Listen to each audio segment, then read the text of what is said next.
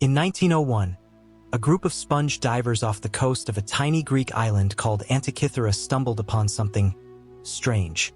Not gold, not statues. It looked like a corroded lump of bronze and wood. But inside that lump, a machine, a real machine, from over 2,000 years ago, and it still blows scientists' minds to this day. It's now called the Antikythera Mechanism, and it might just be the world's first computer. Yeah, you heard that right, a computer from ancient Greece. It could predict eclipses, track the phases of the moon, even show the positions of planets. All using gears. Hand-cranked gears.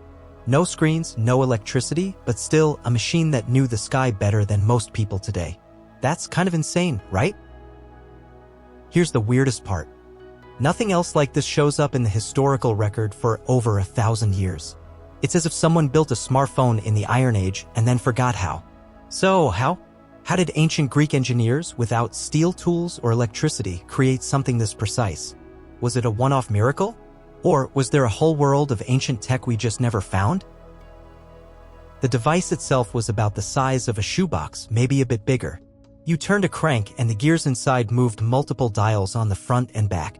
One dial showed the zodiac calendar, one predicted eclipses, and another even tracked the Olympic Games cycle. And here's the kicker. It wasn't just functional.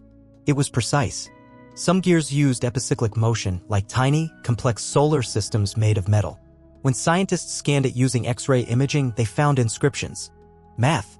Engineering. It wasn't magic. It was knowledge. Real, advanced human knowledge. The Antikythera mechanism contains about 30 to 40 gears, though some estimates suggest the original had up to 70. These gears didn't just turn, their ratios were so precisely calibrated that they could even account for the moon's irregular motion. So it didn't just tell you, is it a full moon? It could answer, why is the moon moving a little slower this month? To achieve this, it used a system known as a differential gear, essentially an ancestor of what we now find in modern automobiles. One of the device's most fascinating features, it tracked the phases of the moon and something called the Saros cycle. That's the period after which solar and lunar eclipses repeat, a pattern the ancient Greeks had discovered. The mechanism displayed this cycle, meaning it could predict eclipses in advance.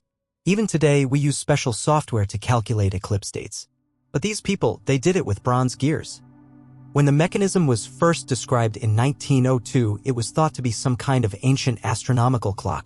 But the real breakthrough came in the 21st century. X-ray tomography, 3D modeling, AI-assisted analysis. Thanks to these technologies, the gears began to move again.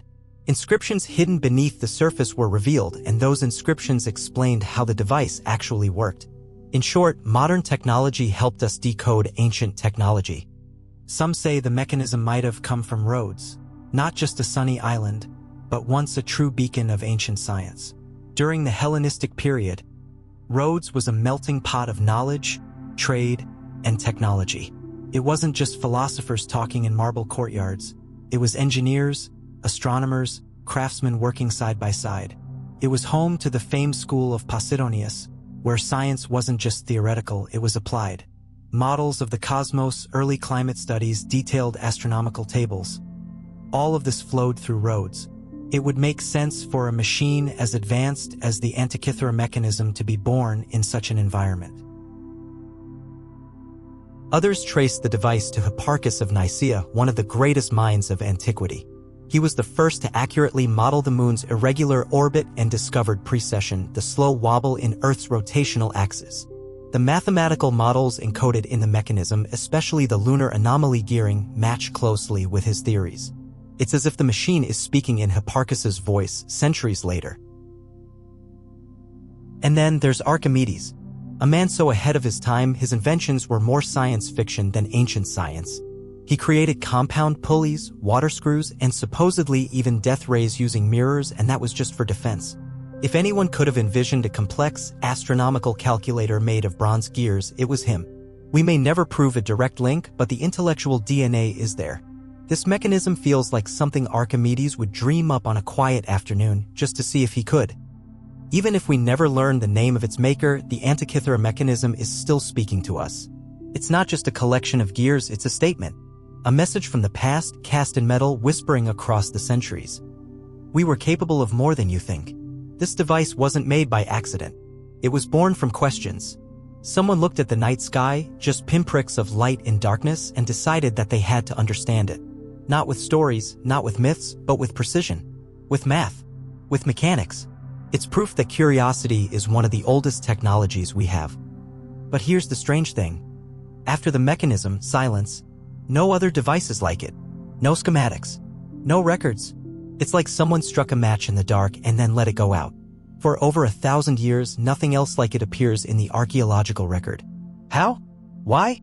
Did the knowledge vanish in a fire? A war?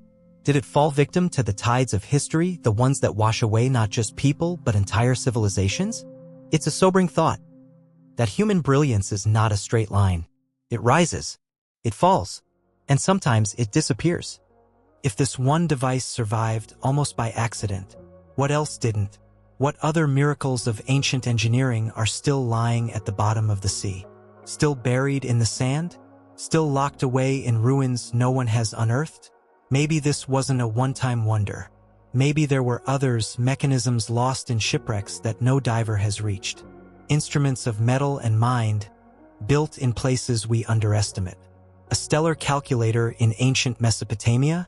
A tide-tracking device from a forgotten port in North Africa? A lunar calendar built with stone gears in Mesoamerica?